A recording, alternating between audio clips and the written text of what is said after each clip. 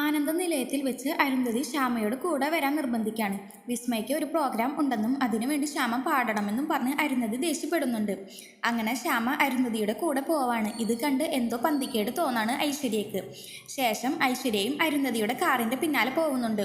കുറച്ച് കഴിഞ്ഞ് അരുന്ധതിയുടെ കാർ കാണാതെ വരുമ്പോൾ ഐശ്വര്യ അഖിലിനെ വേറെ ശബ്ദത്തിൽ വിളിച്ച് ശ്യാമയെക്കുറിച്ച് പറയാണ്. ഇത് കേട്ട് അഖിൽ വേഗം തന്നെ ഓഫീസിൽ നിന്ന് ഇറങ്ങുന്നുണ്ട്. പിന്നീട് റെക്കോർഡിങ്ങിന് ശ്യാമയും വിസ്മയും അരുന്ധതിയും എത്തുകയും എല്ലാവരും കബളിപ്പിച്ചുകൊണ്ട് വിസ്മയ ശ്യാമയെ കൊണ്ട് പാട്ട് പാടിപ്പിക്കുകയാണ്.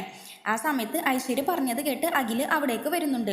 ശ്യാമ പാടുന്നത് നേരിൽ കേൾക്കുകയും കാണുകയും ചെയ്യാണ് അഖില്. ആ സമയത്ത് ശ്യാമ പാട്ട് പാടില്ല എന്ന് ഇതുവരെ പറഞ്ഞ എല്ലാ കള്ളവും അഖില് ഓർക്കാണ്. ശേഷം റെക്കോർഡിങ് കഴിഞ്ഞ് പുറത്തിറങ്ങുമ്പോൾ ശ്യാമയും വിസ്മയും അരുന്ധതിയും പറയുന്നത് മറഞ്ഞു നിന്ന് കേൾക്കാണ് അഖില്.